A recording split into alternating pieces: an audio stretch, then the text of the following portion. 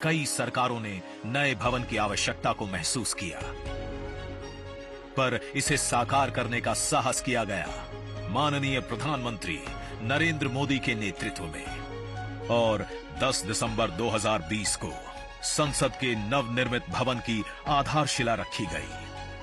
2.5 वर्ष से भी कम समय में 65,000 वर्ग मीटर में फैले इस भवन का लगभग 60,000 श्रमवीरों द्वारा 23 लाख मानव दिवस से भी अधिक सृजित रोजगार से निर्माण कार्य पूरा किया गया, जो अपने आप में कीर्तिमान है।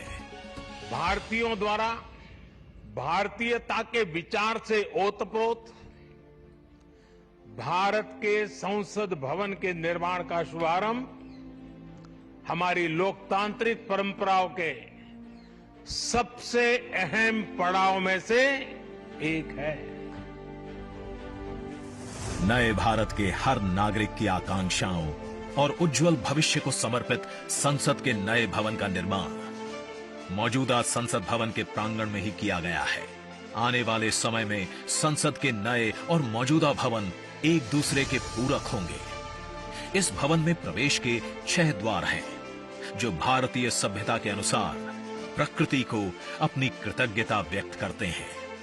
मकर और हंस यानी जल को नमन, शार्दुल और गर्भ यानी नभ को नमस्कार, अश्व और गज यानी थल को प्रणाम।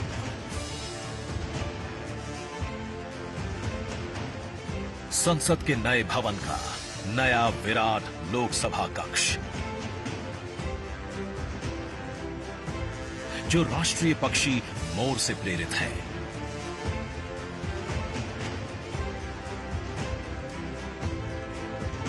इसका आकार मौजूदा लोकसभा से लगभग 2 गुना बड़ा है।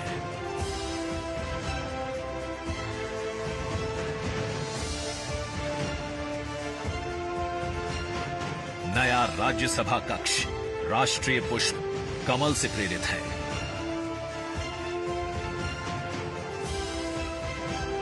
जिसका आकार भी मौजूदा राज्यसभा कक्ष से लगभग 1.5 गुना बड़ा है। ये भवन देश की जनता को समर्पित है,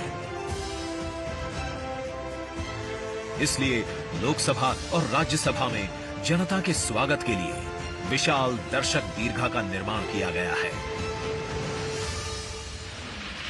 अत्याधुनिक डिजिटल उपकरण दोनों सदनों की सुविधाओं को नया आयाम देते हैं। यहां सदन की कार्यवाही को विभिन्न भाषाओं में सुना और पढ़ा जा सकता है। सदस्यों के लिए बायोमेट्रिक की सुविधा है। वोटिंग के परिणाम और सदन की कार्यवाही के प्रसारण के लिए विशाल multimedia display, automatic camera control और कमांड सेंटर का भी निर्माण किया गया है। ये नया स्मार्ट भवन पूरी तरह से पेपरलेस है।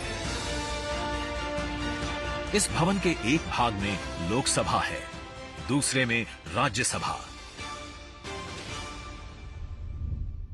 और इस भवन का केंद्र समर्पित है हर भारतीय को, जिनके लिए सेंट्रल फॉयर में बना है संविधान कक्ष, जहां वे भारत में लोकतंत्र के अतीत से वर्तमान की यात्रा का अनुभव कर सकते हैं।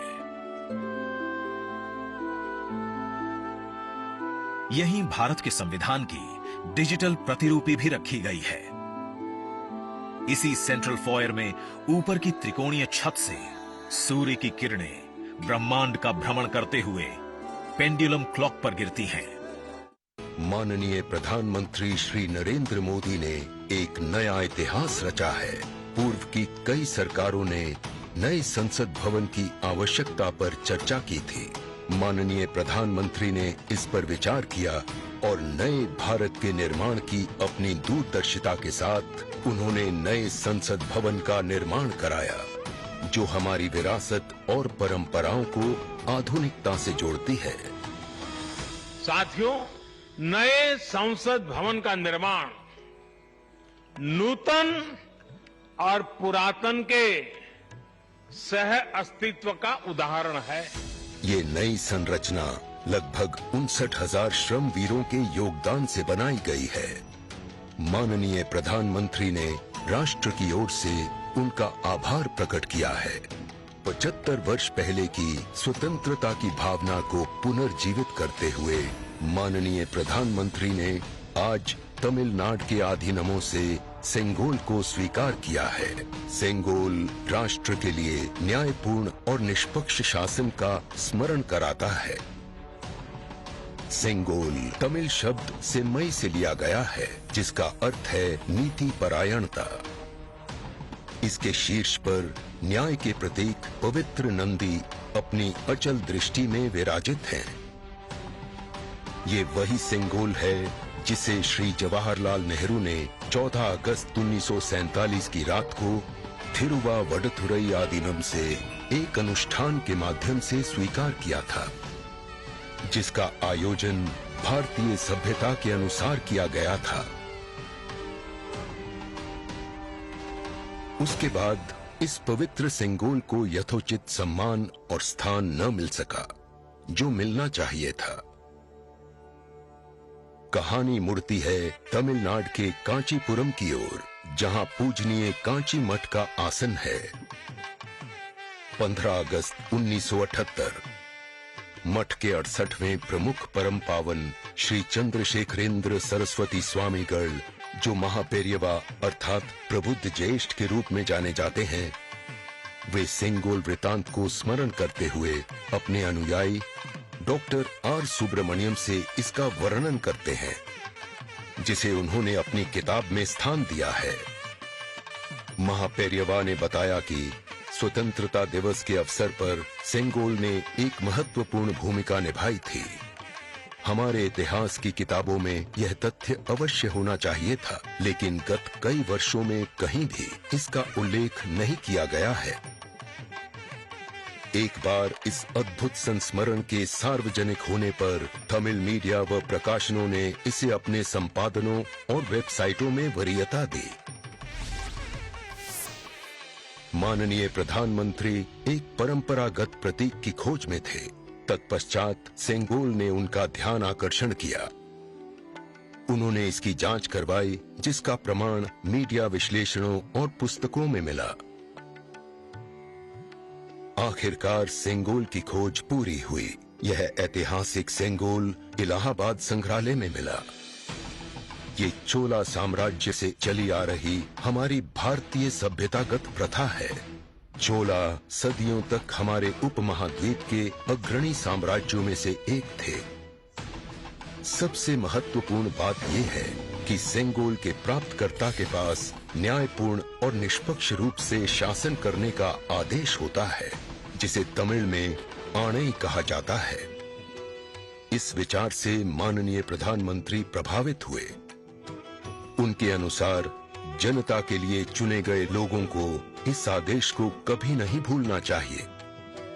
उन्होंने यह निश्चय किया कि इस अद्वितीय प्रतीक को अमृतकाल के प्रतिबिंब के रूप में अपनाया जाना चाहिए, ताकि राष्ट्र अनंत संभावनाओं से परिपूर्ण रहे।